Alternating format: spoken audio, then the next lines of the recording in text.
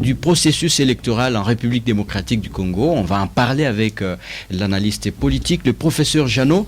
Professeur, comment vous jugez l'évolution du processus électoral en République démocratique du Congo après la remise et reprise entre Kadima et Corneille Nangaa? Bon, je pense bien que Kadima est devant une grande responsabilité. Il doit faire un effort d'inspirer confiance de tous pour essayer d'organiser les élections apaisées en République démocratique du Congo. Ce sont les termes que nous utilisons, oui. Mais nous connaissons qu'en matière des élections, que ce soit dans des pays industrialisés, appelés les pays développés, oui. Les pays d'Afrique, oui. Il y a toujours de petits problèmes. Investiture de Kadima, prestation de serment, controversée par la plupart des politiciens congolais, mais je pense bien que personne n'en doute l'expérience qu'a Kadima.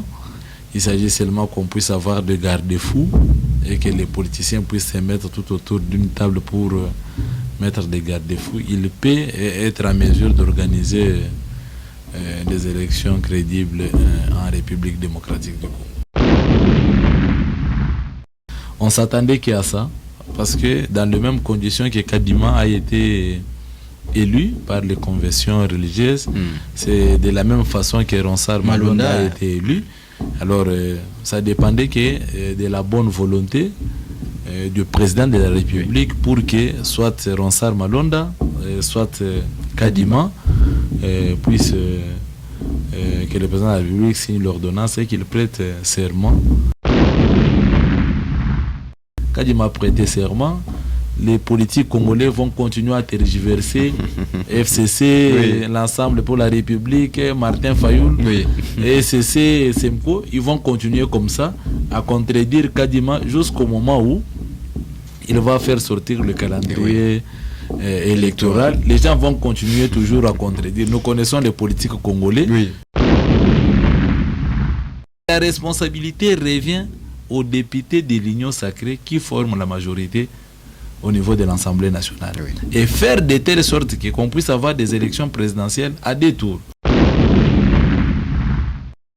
Nous demandons aux députés de l'Union sacrée de revoir un peu la Constitution pour donner une nouvelle Constitution qui peut nous permettre que celui qui va gagner les élections de 2023, qu'il puisse avoir un mandat, qu'il puisse avoir le monopole sur le gouvernement. Et je pense bien que ça sera très très important. Je ne pense pas que le bloc Moïse Katumbi, FCC, Martin Fayoul et les autres là-bas peuvent faire une opposition homogène et faire sortir un candidat aux élections présidentielles 2023. Non, c'est difficile. Et ça, c'est ce que nous disons, ce sont des théâtres. On fait des blocs pour essayer de déstabiliser le fonctionnement des institutions en République du Congo. Ça ne servira absolument à rien.